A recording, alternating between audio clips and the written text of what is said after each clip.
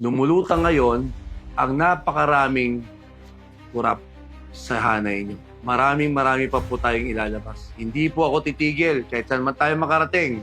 Kung kailangan kami magsampa sa ombudsman, kami po ay magsasampa sa sandigang bayan ng mga kaso or kahit sa mga korte. Another fire, another day. So, nandito tayo uli upang bigyan po ng dugtong yung nakaraan kong video, no? Marami pong nag-react at nagva-viral na po tayo.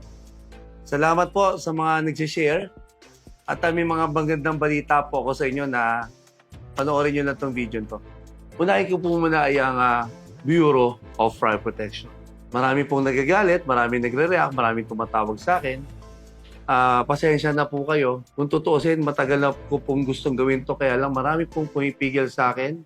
Pero ngayon po ay nag-seek po ako ng suggestion, advice sa akin pong church, sa mga leaders ko, sa pastor, at lalo-lalo na po, siyempre, sa banal na salita sa Biblia. At ako po nagdasal ng taimtim kung paano po, ano po ba ang pwede niyong ipagkatiwala sa akin kay Lord upang lumantad. Hindi po ako nandito upang makipag-away sa mga bumbero. Kami po ay katuwang nyo sa trabaho. We share the same advocacy. We are teammates here. Kaya lang po, medyo masakit lang na mababalitaan mo na kasama mo sa advocacy, may mga paninira, may pagharang, at may mga personal na atake pa sa aking pagkatao. Kaya po ako nandito, hindi po para gumante, kundi para itama lamang po yung matagal na mali. So, ngayon pong mga oras na to, ina-announce ko po na hindi po lahat ng mga bumbero ay korap.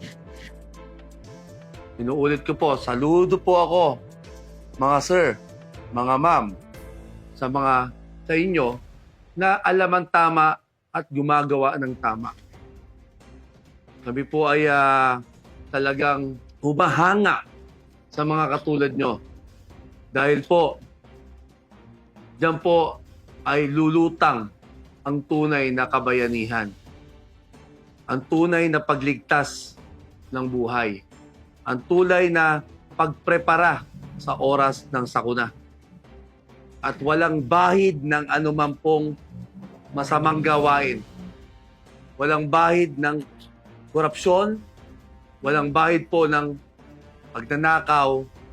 Walang bahid po ng gawaing malayong-malayo sa katotohanan at tama. Kaya po, hindi po lahat. Inuulit ko po, hindi ko po sinisira ang hanay ng bumbero o maging Bureau of Fire Protection. Napakarami pong matino. Makikita niyo po yan sa mga aksidente, sa mga, hindi lang sa sunog, even po pag dumarating po ang kalamidad. Sila po ang frontline dyan. Sir, ma'am, grabe po.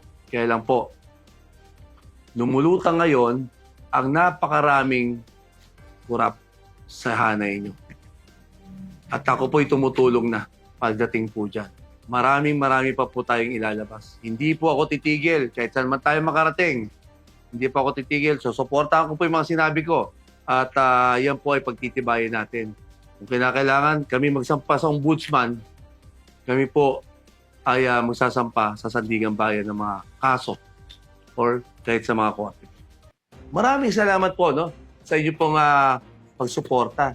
Huwag niyo pong kalimutan na mag-subscribe at mag-follow para sa mga susunod na video natin ay updated po kayo at ano pa po yung mga susunod nating activities.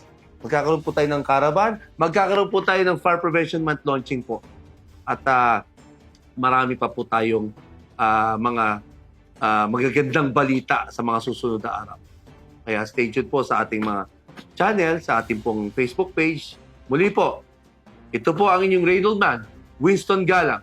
Another fire, another day.